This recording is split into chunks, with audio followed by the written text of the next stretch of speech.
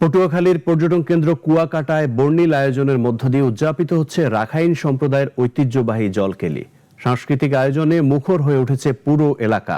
Rakhine তরুণ তরুণীরা মেতেছেন উৎসবে। আসাদুজ্জামান মিরাজের রিপোর্টে জানাচ্ছেন ইসরাত জাহান।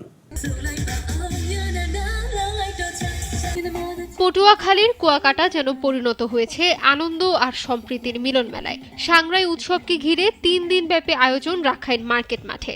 ঐতিহ্যবাহী সাংরাই রিলংপোয়ে জলকেলিতে মেতে উঠেছেন তরুণ তরুণীরা।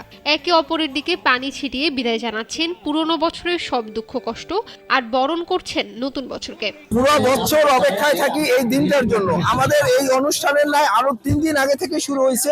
আসলে মূলত করে পুরনো বছরকে বিদায় জানিয়ে নতুন বছরকে স্বাগত জানানোর জন্য আমরা শুধু কাগজের কলম থেকে বের হয়ে যে প্রাণবন্ত অনুষ্ঠান অর্থাৎ আমাদের এই মেইন অনুষ্ঠানে করা। বৃহস্পতিবার এই উৎসবের উদ্বোধন করেন মহিপুর থানার ভারপ্রাপ্ত কর্মকর্তা মোহাম্মদ খান। দিনভর ছোট ছোট নৌকায় রাখা পানি দিয়ে চলে জলকেলি। বাদ্যের তালে তালে তৈরি হয় এক নান্দনিক পরিবেশ।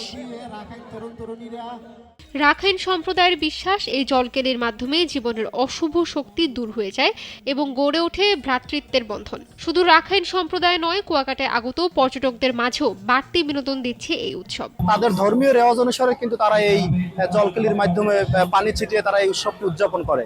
এটি চমৎকার একটি আয়োজন রাখাইনদের। এই যে সাংরাই উৎসবটা ওয়াটার ফেস্টিভ্যাল যেটাকে বলা হয়, সেটা হচ্ছে মূলত ইয়াং জেনারেশনের জন্য।